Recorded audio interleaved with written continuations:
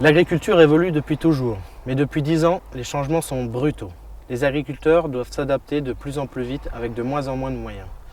C'est pour relever ces défis que nous avons choisi de répondre à l'appel à projet du réseau rural pour faire de l'agroécologie une démarche ascendante et pas une démarche descendante comme l'a pu l'être l'agriculture durable.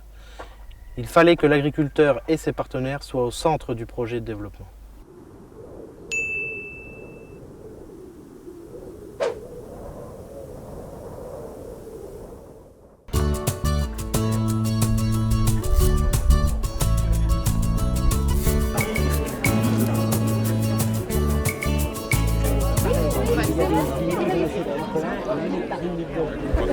Philippe Jaillard, conseiller bio à la Chambre d'agriculture de la Nièvre, et puis donc Bio Bourgogne, Adrien Lurier, lui, qui est... Le partage de connaissances et le travail collaboratif et partenarial sont des aspects essentiels de la démarche agroécologique. On évoque la théorie et la pratique lors de visites d'exploitation, comme par exemple ici au GAEC Garnier à Chazeuil dans la Nièvre. Donc le blé, grosso modo, donc la marge, on est à 821 € de l'hectare. En lentilles, on passe à 1600. Parce que bon, on a une belle valorisation et un bon niveau de rendement. Quand elle est en position de travail, elle travaille bien à plat. C'est-à-dire que quand vous la plantez, que vous regardez, enfin vous la plantez, vous commencez à la faire travailler, arrêtez votre tracteur sans qu'il fasse une petite marche arrière, donc freinez, décélérez tout doucement. Les dents avant doivent travailler à peu près la même profondeur. Didier Ramet, je suis agriculteur à Limont, un petit village à côté de Nevers, à l'est.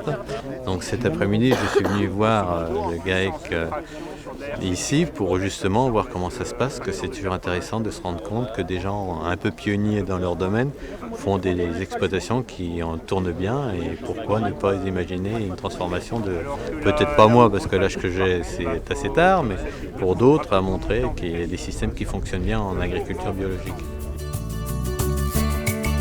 Donc la manifestation cet après-midi s'inscrit pleinement dans ce cadre afin d'échanger entre producteurs et gestionnaires de cuisine de restauration collective.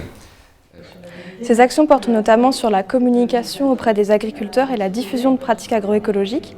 Pour cela, des portes ouvertes sont organisées dans chaque département et elles impliquent de nombreux acteurs locaux. Alors par exemple les chambres d'agriculture, les lycées agricoles, les coopératives, les associations environnementales, etc. Par exemple en Saône-et-Loire, une conférence a été organisée pour aborder le thème de la restauration collective comme moyen de développer les filières légumières et fruitières. Donc, je vais accueillir et je vais leur demander de se présenter, les personnes que vous n'avez encore pas vues au moins. Je suis ingénieur au service agriculture et aménagement foncier donc, du département de la Côte d'Or. Je voulais savoir, donc en fait la légumerie c'est elle qui va s'occuper de la commercialisation C'est elle qui va s'occuper du conditionnement et aussi de la logistique de livraison. De livraison, mais par exemple les marchés sont passés directement avec la légumerie.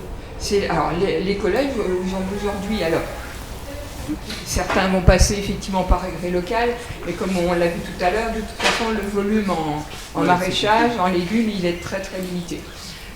Nous on leur offre la possibilité d'avoir une fourniture en légumes dans des quantités plus importantes, et avec le conditionnement et la préparation, ça ira peut-être jusqu'à des bocaux de ratatouille. Vous voyez, la légumerie. Transformation. Voilà.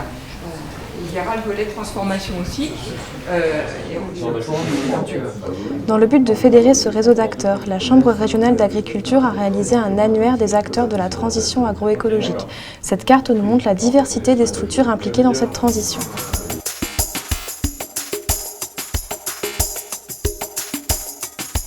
Si on prend le chapeau vert, donc là c'est un mode de pensée plutôt créatif.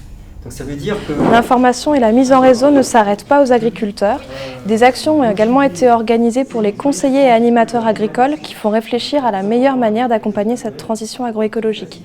Ici se déroule un atelier sur les outils et méthodes d'animation participative, co-organisé par la Chambre d'agriculture de Saône-et-Loire, le lycée agricole de Montmoreau et Tram. Le but, c'est d'obtenir un consensus des différents acteurs. J'ai une équipe PEDA, une équipe de direction et une équipe d'exploitation. Afin de définir donc, un projet d'exploitation qui soit à la fois durable et qui soit à la fois pédagogique, avec une implication possible de tous les acteurs. Ce que tu dis, c'est que le risque de ces méthodes, c'est qu'il y a un risque que certains participants portent plus d'influence Cette démarche nous a fait sortir des sentiers battus en mettant autour de la table des gens qui n'avaient pas l'habitude de le faire.